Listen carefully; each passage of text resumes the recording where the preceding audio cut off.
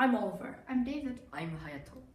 Esports has become a big industry in the early 21st century. We spoke to the marketing director of British eSports, Dominic Sacco, by video link to find out what the future of the sport is in Britain. Okay, so what is eSports? So eSports is essentially competitive video gaming. It's also known as electronic sports. So it usually involves gamers taking part in tournaments against one another for either a cash prize or medals. And then the games can be team-based, like League of Legends, we have 5 versus 5, or they can be player versus player games such as FIFA and Street Fighter.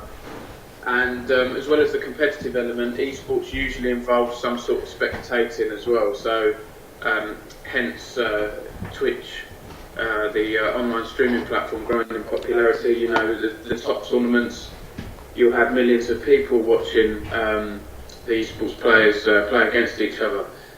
So in a nutshell, it's a human versus human sort of mind game as such. I tend not to use the word professional because I think esports can still be on the amateur level, on the grassroots level, which is what we focus on. So how did eSports begin in Britain? Oh, that's a good question. Well, I mean, if you look at esports historically, the earliest, I'm just going to bring up an article here because I've written an article on a brief history of esports.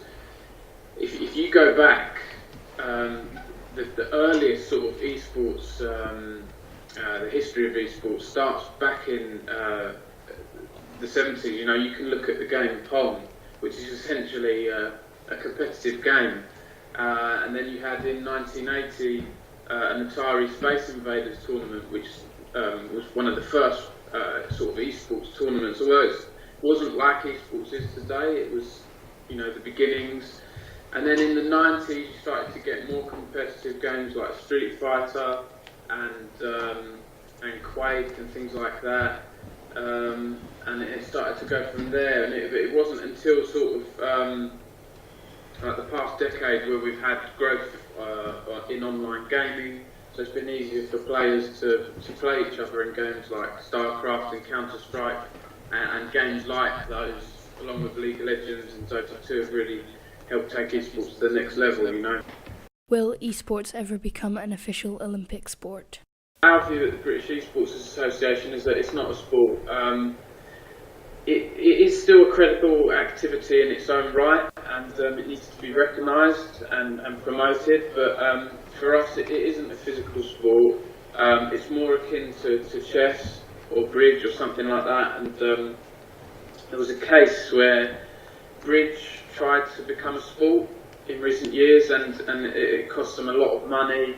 Tried to go to court with it, and it just didn't happen, and it didn't get recognised, and it was a big waste of time and money for everyone. So we're not going to focus on pushing esports as a sport, but we're going to focus on it being promoted as a credible activity, and then hopefully we can forget about the argument of whether it is or isn't a sport and just focus on you know, its positives, its qualities, and taking this stance, it will help people sort of accept it, especially people who don't understand what esports is. You know, maybe they can accept it a bit better.